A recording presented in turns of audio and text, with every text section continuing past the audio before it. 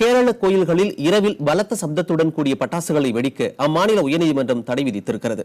சூரிய அஸ்தமனமாகும் நேரம் முதல் சூரிய உதயமாகும் நேரம் வரை பட்டாசுகளை வெடிக்கக்கூடாது என்று நீதிபதிகள் தெரிவித்துள்ளனர். புட்டிங்கல் கோயில் தீ விபத்து வழக்கை சிபிஐ விசாரிக்கலாமா என்பது குறித்து அரசு ஆராய வேண்டும் என்றும் நீதிபதிகள் கூறியுள்ளனர். இந்த விவகாரம் தொடர்பாக கேரள அரசு நாளை அனைத்துக் கட்சி கூட்டத்தை கூட்டியிருக்கிறது. கொல்லம் அருகே புட்டிங்கல் கோயிலில் ஏற்பட்ட தீ விபத்தில் உயிரிழந்தோரின் எண்ணிக்கை 113ஆக உயர்ந்திருக்கிறது. விபத்து தொடர்பாக கோயில் அறக்கட்டளை தலைவர் உட்பட 13 பேர் கைது செய்யப்பட்டுள்ளனர். புட்டிங்கல் தீ விபத்தை தொடர்ந்து கோழிக்கோட்டில் நடைபெறவுள்ள விசு திருவிழாவில் அசம்பாவித சம்பவம் நிகழாமல் இருக்க நகர் முழுவதும் பட்டாசு கடைகளில் தீவிர சோதனை நடத்தப்பட்டு வருகிறது.